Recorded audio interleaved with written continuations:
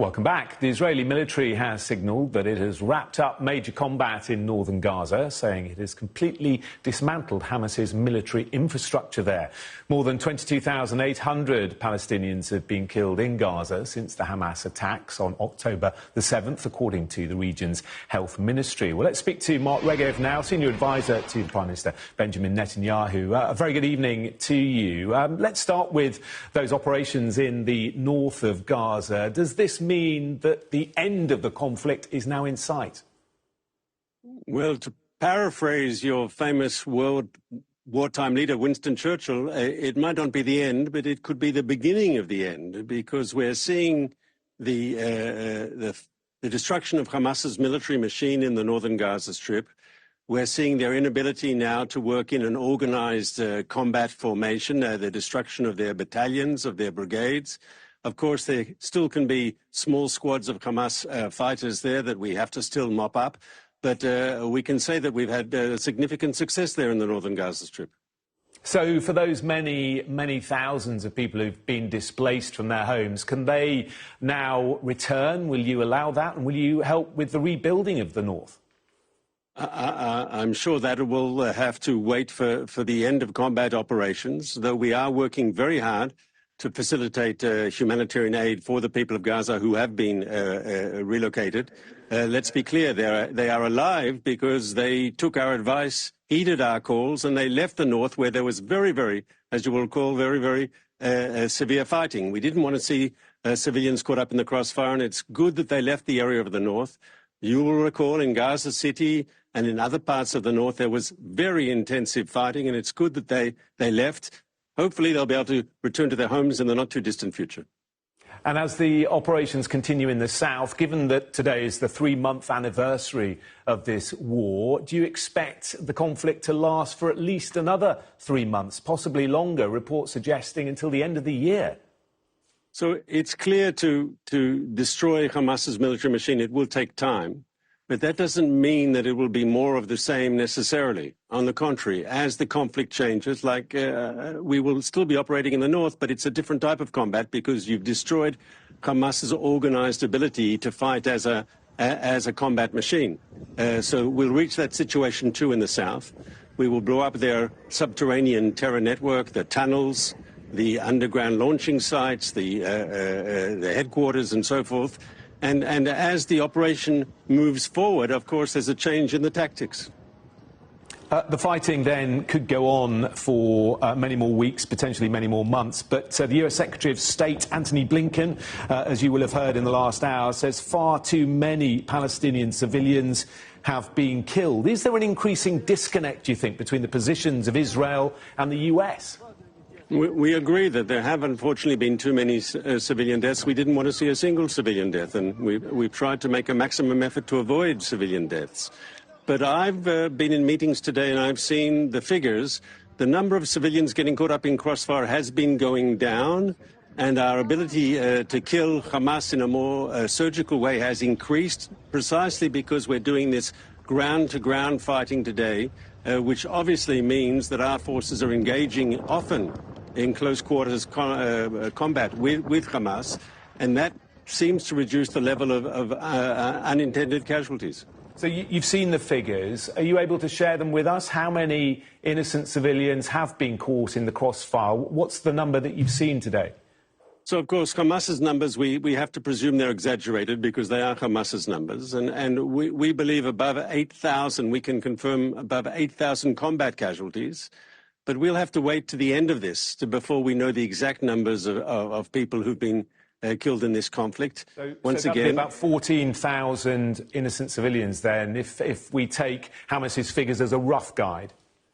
So if you take them as a rough guide, that's your decision. I would say they're most likely exaggerated. There's a whole question here, of course, what is an innocent civilian? Because as you know, Hamas fighters, the Hamas terrorists don't necessarily wear uniforms.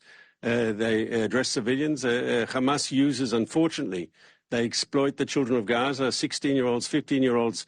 If a 15-year-old is shooting at an Israeli soldier and he's killed in the cross, because he's in combat, is that a child fatality, or is that a civilian, or is that a combat fatality?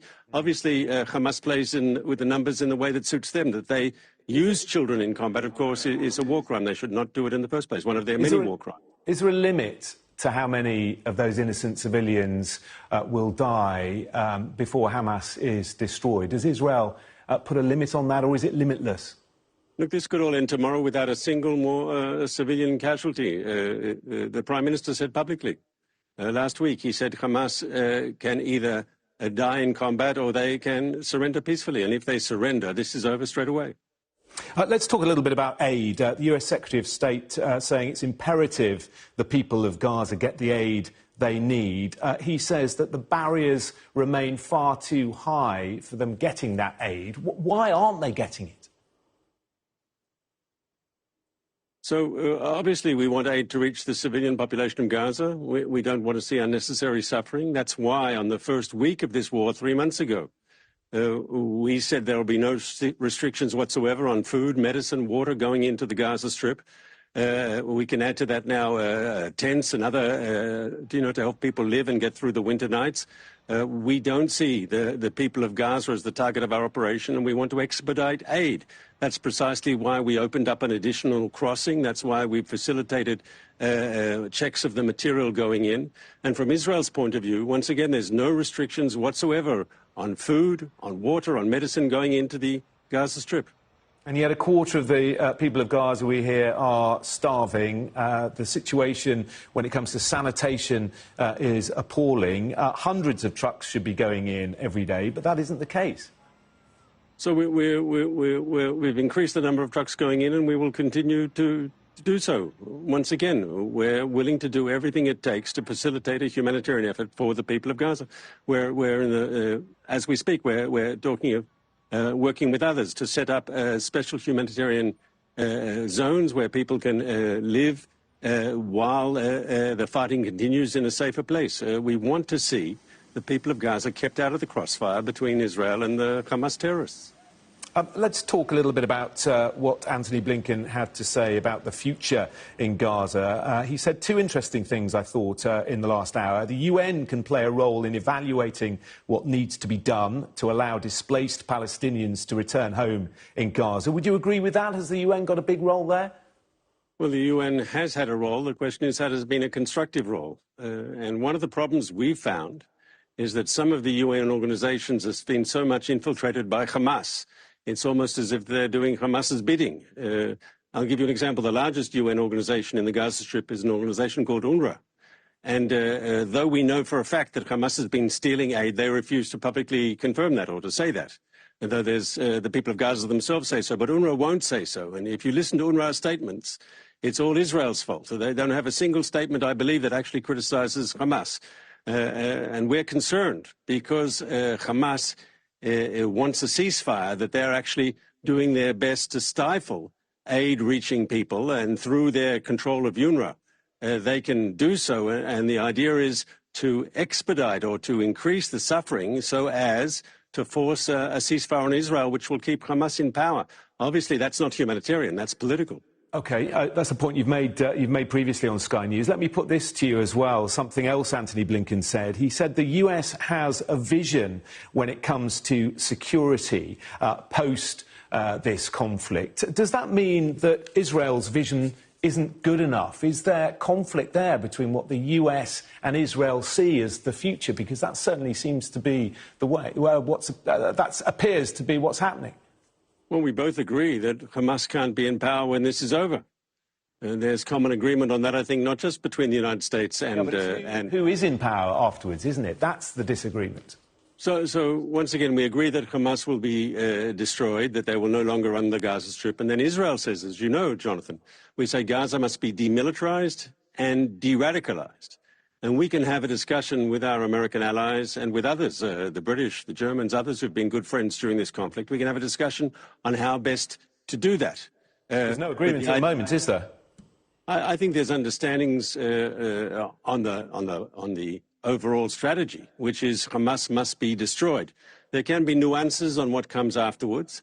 Once again, we would like to see a government by Palestinians for Palestinians, a government that, of course, insists on the demilitarization of the Gaza Strip and the de-radicalization. We want to see the children of Gaza not educated to become suicide bombers and to kill Jews, but we want to see people there educated to embrace the opportunities of life. OK. All right. We are out of time. Mark Regev, thank you. Thanks for having me, Jonathan. Plenty more on the situation in the Middle East.